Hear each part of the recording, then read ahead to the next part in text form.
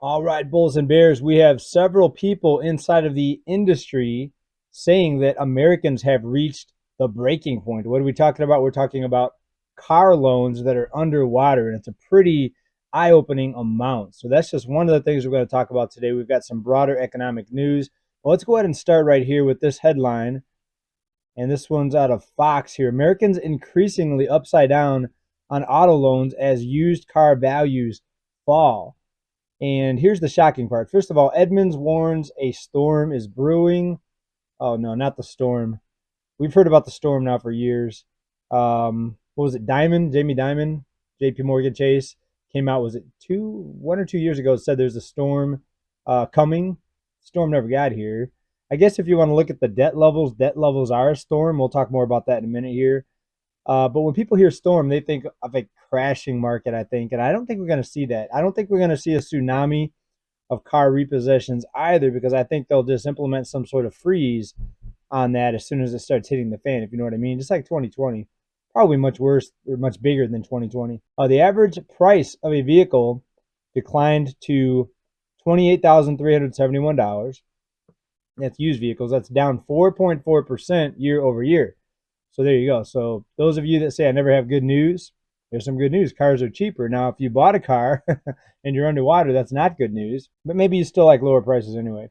After the same time, at the same time, the percentage of new vehicle sales trade-in with negative equity jumped to over 20%, folks. So basically, 1 in 5 people now with car loans are underwater. That means their car value is worth less than their loan. Remember, for a while, you would buy a car, 2020, 2021, even into 2022, and the price would go up, the value would go up.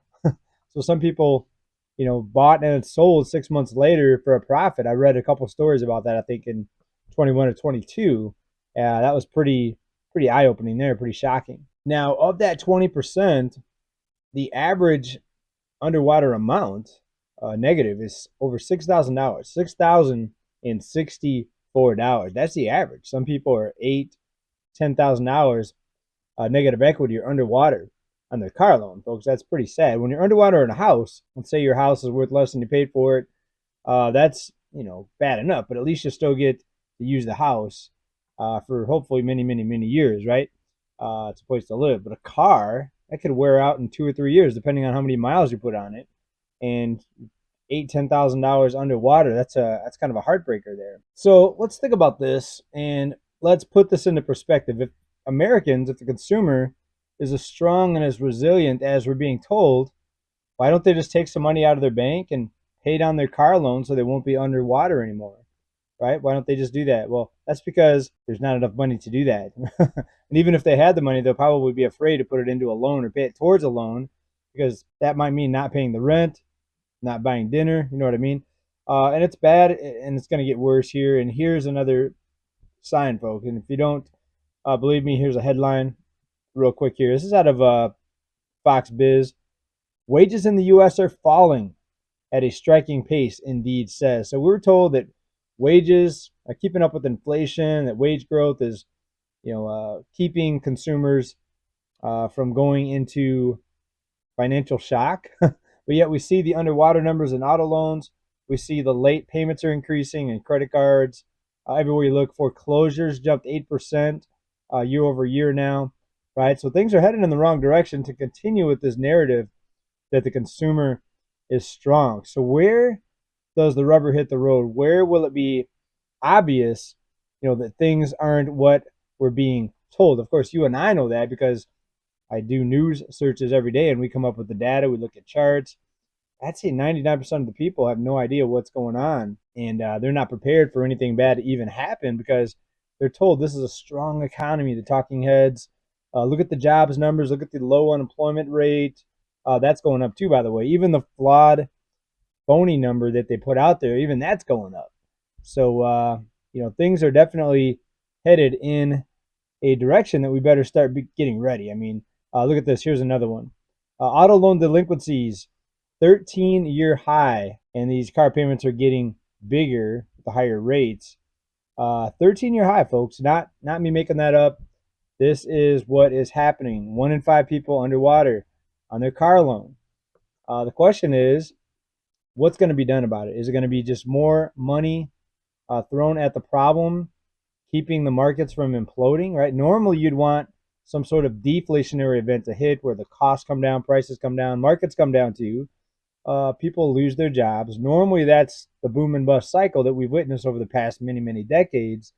But that seems to have been thrown out of the water right now or taken off the table because they're doing so much now, so much intervention. We told you that a lot of new programs are going to come out to keep people from basically going completely broke and being homeless, right? They don't want a homeless surge. There's already kind of a homeless surge, but they don't want it to be, millions of people at once. So I said they were going to roll out a lot of new programs. Take a look at this, folks.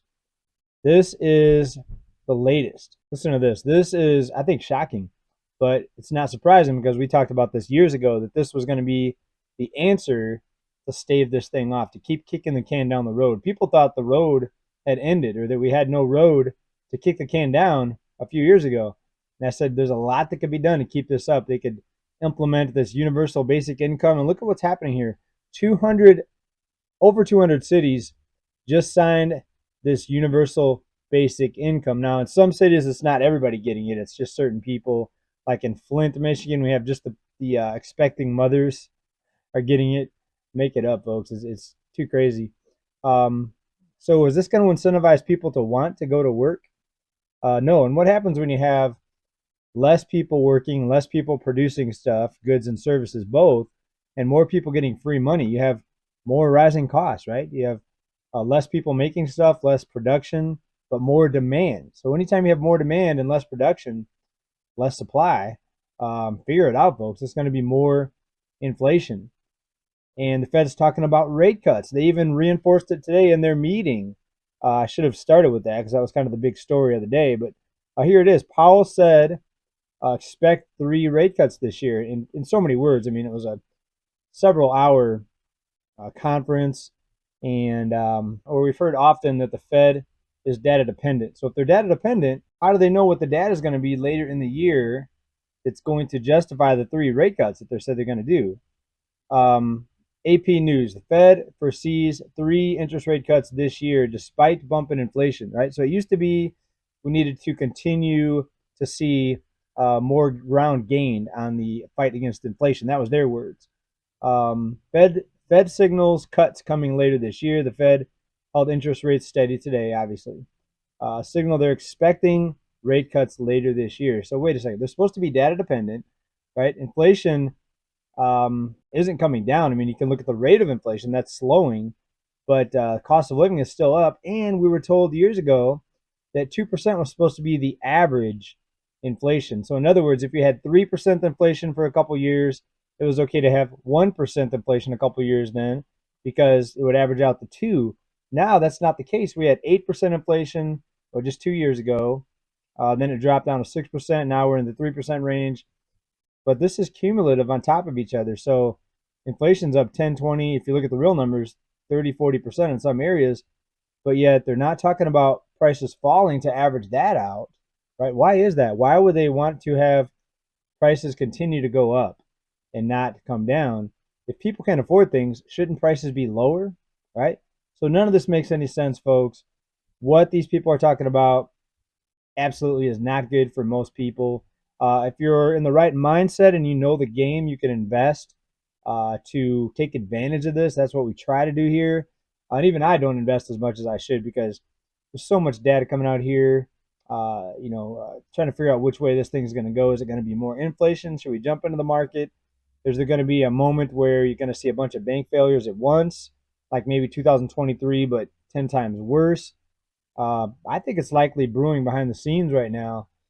And I don't think we're being told even a fraction of the story of what's really happening behind the scenes in the financial and the banks, especially, right? So I'm continuing to take a cautious approach on this. I kind of felt like this in 2019, and we all saw what happened in 2020.